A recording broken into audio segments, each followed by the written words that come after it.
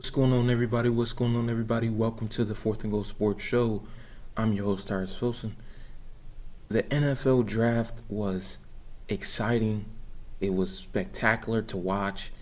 I had a friend of mine who was actually there in person, and he talked about how the draft was. Just amazing to be there.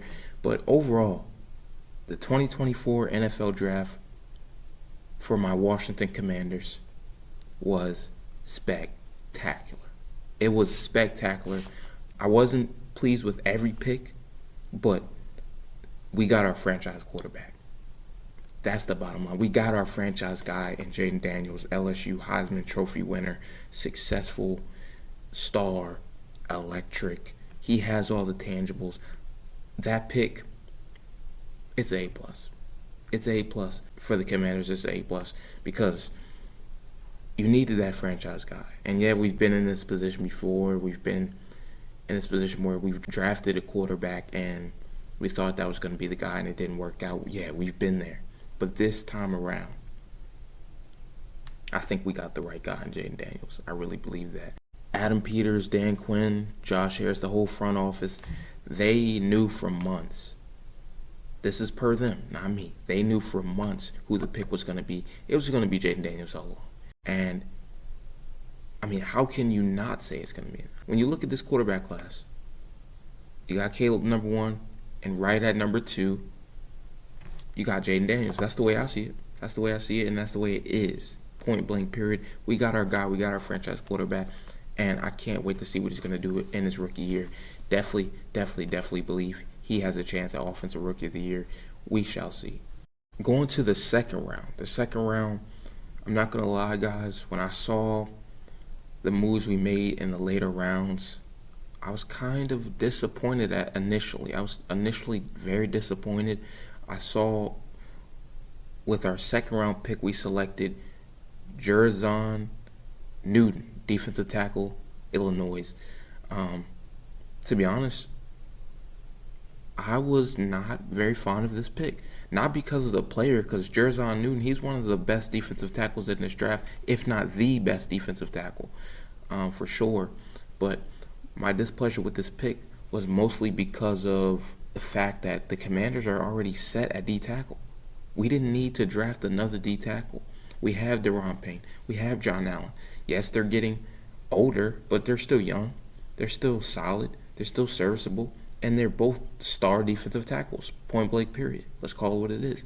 So drafting Jon Newton, yes, there's positives to it, there's negatives to it. But the positive would be you're strengthening your D-line even more. You're building that pass rush. You're doing those things. That's good because our pass rush last year after we traded Chase and Montez was terrible. It was dog crap. So, yeah, we need that interior. We need that help for sure to build that pass rush, but we did not need to draft a D-tackle with the second pick that we had.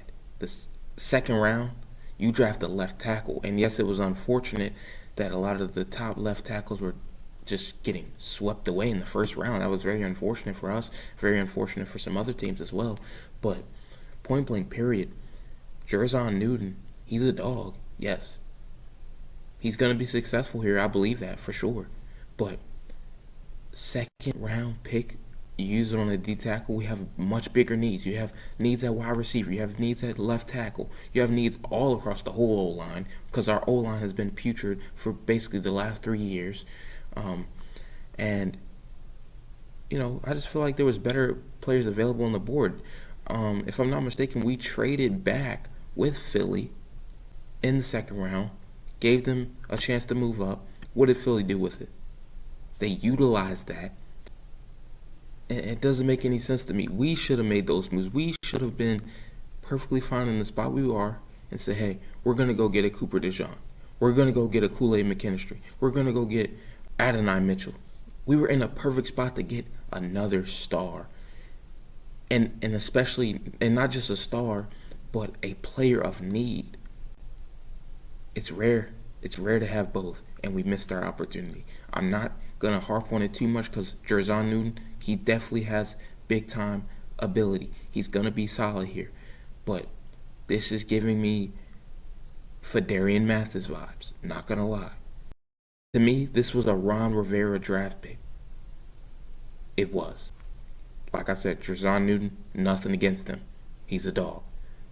It's all about positions of need and weighing your options. And I feel like we didn't successfully do that. But moving on to pick 50, second round, we drafted Michigan DB Mike Sainristil. Let me just say something. Mike Sainristil could possibly be the steal of this draft. The things I've heard about him, the tape, watching the tape, it doesn't lie. But the things I've heard about him from Nick Saban said that Mike Sainristil could possibly be the best pound-for-pound DB in this draft.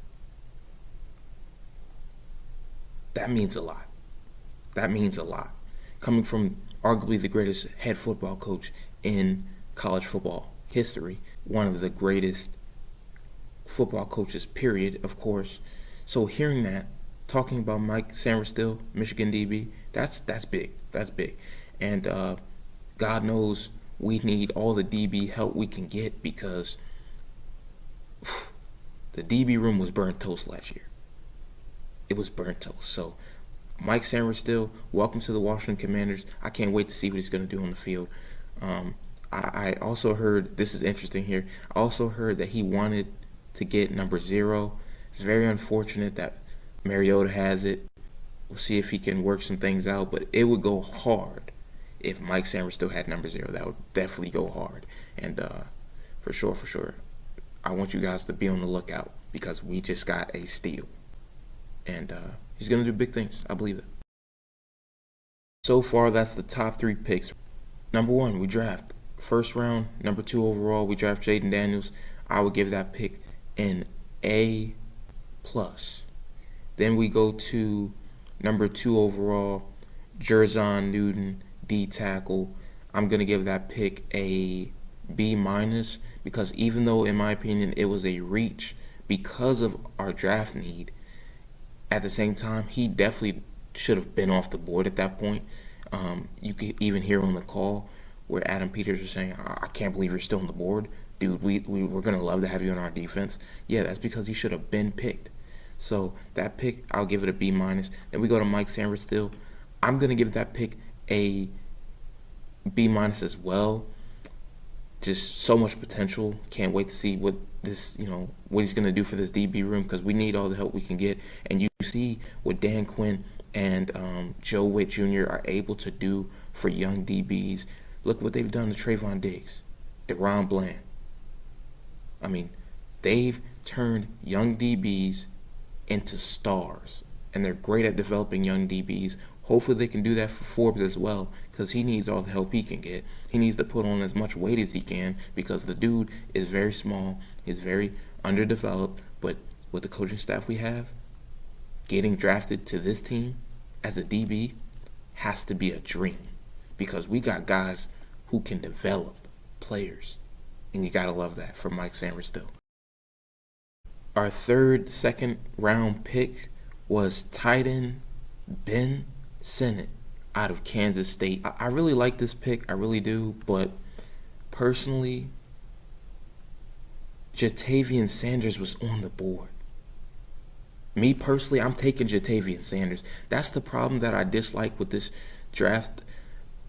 It's mostly positives, I'll give it that, but there are some negatives.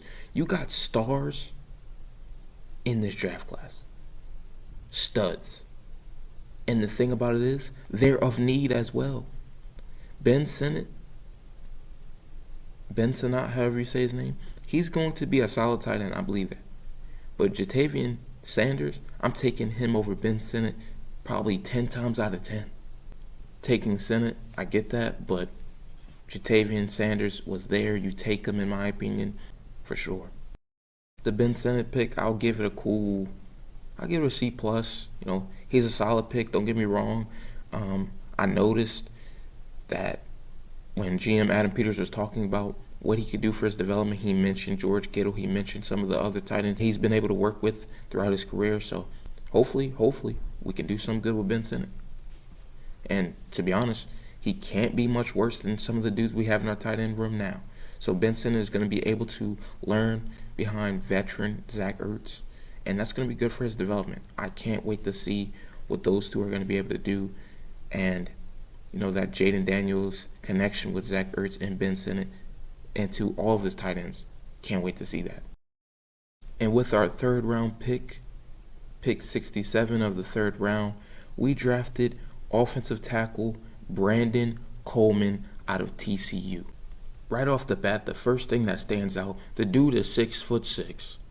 He's 313 pounds. Talk about a giant.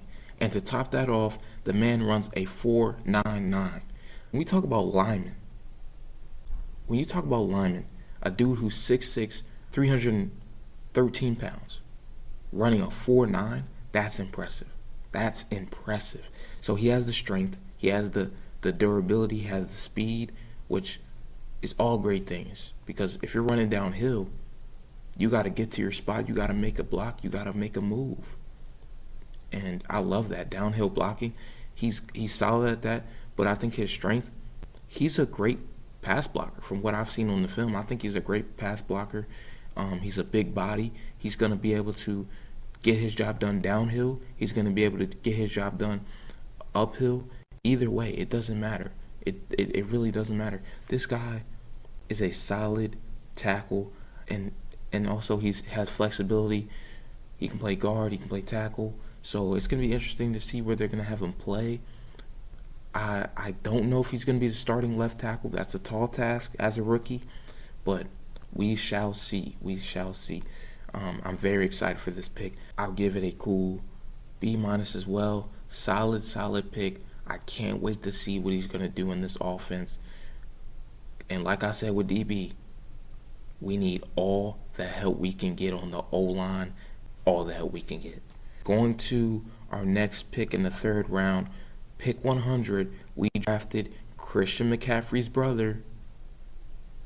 That's right, Luke McCaffrey, wide receiver, Rice. I love this pick. Because, to be honest, we needed something that was a little more flashy, exciting. And it's about time at this point, in the third round, pick 100, we finally pick a wide receiver. That's a good move because I was waiting all day for it. I was like, all these good wide receivers are passing by. We're passing on them. We need to stop trading down and pick a solid wide receiver. We waited too long. We ended up getting Luke McCaffrey, which is fine. It's fine. I would have liked if we had got an A.D. Mitchell, if we had got a Brendan Rice, all these other guys who had fell in the draft. We had the opportunity of getting him, but we decided we're gonna go a little bit down. We're gonna go a little bit down and wait a little bit to get those wide receivers. So we end up with Luke McCaffrey, wide receiver. Rice converted from quarterback to wide receiver a few years ago in college football. And ever since he converted and made that switch, he has been on another level. He has serviceable potential. He has, I would say, he's going to be a solid maybe wide receiver 3, wide receiver 4. He's definitely serviceable. He's going to get it done. And, he's speedy, he's quick, he's electric. And that's all great qualities that you love to have in your wide receiver and possibly kick return, punt returner. He's definitely going to be utilized on special teams. I believe that. So this is a solid pick. I would give this pick a cool C+, and I'm excited to see what Luke McCaffrey does here. And, that connection he already has with Adam Peters in the front office, because, Adam Peters had that connection with his brother when he was with the 49ers. Now he has that connection with Luke. The potential and development is a key factor, and I can't wait. So we did not have a fourth round pick, so we went from the third round to the fifth round. Fifth round, pick 139, Jordan McGee, linebacker, Temple. Like I said for DB, like I said for O-line, we need all the linebacker help we can get. Yes, we signed Frankie Louvu. Yes, we signed Bobby Wagner. Yes, we still have Jamin Davis, but I'm telling you, we need all the help we can get because injuries happen. Also, with the Commanders choosing not to pick up Jamin Davis' fifth-year option, you never know how that could go. He could be out of here next season. He could be out of here after next season. He could be gone. So we need to get linebackers in here that are going to make an impact. And I don't care what round you're drafted in, high pick or a low round pick, you can make an impact. And we've seen that in the past with some of the picks that GM Adam Peters has made. So Jordan McGee, he's explosive, he's tough, he's a hitter, he's a thumper. And we need more guys like that because the linebacker group that we had last year, it was soft. It was undisciplined, and it was downright embarrassing. So whatever dudes we need to get to strengthen this linebacker group, make it easier on the D-line, make it easier for the DBs, let's go get that. And I think we did that with this pick. Jordan McGee, linebacker Temple, I can't wait to see what he's going to do. I can't wait because this linebacker group has me excited. The past 3 years under Ron Rivera, the linebacker group has been putrid, and they refused to address linebacker. Refused. And that's the thing I love about this new regime. They're addressing certain needs that we need instead of neglecting those needs. So respect to them. Jordan McGee, great pick. I'm going to say for that pick, I'm going to give it a B-. And then moving on to our fifth round pick, at pick 161, later in the fifth round, we drafted Dominique Hampton, safety, University of Washington. Let me just say, I've been a big fan of this guy. This college football season, I watched a lot of Washington, and this dude is a star. He has star potential. Maybe not this year, maybe not next year, but give him 3 seasons, he could be our starting safety. He could be in line to be a solid starter.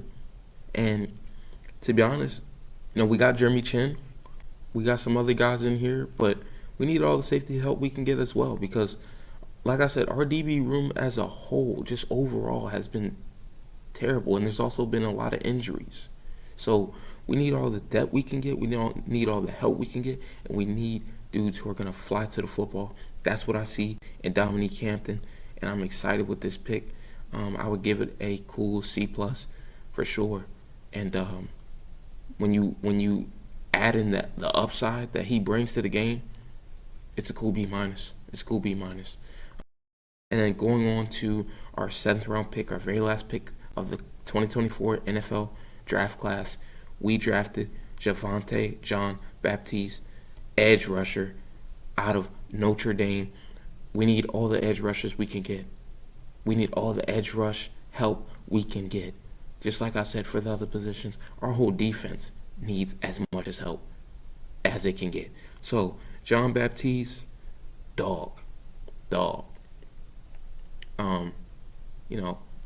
Am I gonna sit here and say that he's gonna be solid in replacing Casey Toohill as depth edge rusher? I'm not gonna put that pressure on him in his rookie year, but I think he's gonna do good things. I think he's gonna be solid. I like his rushing technique, but obviously that's on the college level. This is the NFL. Things change. You have to develop your game. You don't want to be one-dimensional. Gotta add some more moves to his bag. But definitely he has the speed. He has the strength. But at the same time, he does need to bulk up because he is a little undersized for an edge rusher. But overall, this draft class was amazing. I loved the moves that they made. Overall, I would give this draft class a A-. I'll give it an A-. And to be honest, these picks are just so much better, so much more rational than the picks that we've seen in the draft classes we've seen in the past by coaches such as Ron Rivera, coaches such as Jay Gruden. I believe with this draft class, we're going to actually get something. The guys we're getting now, oh yeah, they're going to make a difference. They're going to be difference makers. I believe that. Every last one of these draft picks are going to be difference makers. A undervalued, overlooked trend that I noticed in this draft class They were all captains on their football teams. Leaders. We need more leaders on this team. Guys that are going to speak up. Guys that are going to challenge their teammates to be better and not mediocre, not terrible. They're going to put in the work, challenge their teammates, come in early, leave late. That's what we love. That's what we want, and the fans deserve it. So, 100%. I can't wait. I can't wait for this draft class to be unleashed and to see what they have. Preseason is going to be very, very interesting. I can't wait to see these guys suit up, do their thing, and I just can't wait for the regular season. And it's going to be an interesting season. But in conclusion, I just want to say thank you guys for watching. Thank you guys for supporting the Fourth and Goal Sports YouTube channel. Please be sure to like, comment, share, subscribe, as well as follow to the Fourth and Goal Sports Instagram page. I'm your host, Tyrus Filson. This is the Fourth and Goal Sports Show. Please be sure to comment what grade would you give this Washington Commanders 2024 NFL Draft class. I want to hear in the comments. Have a blessed day. Peace.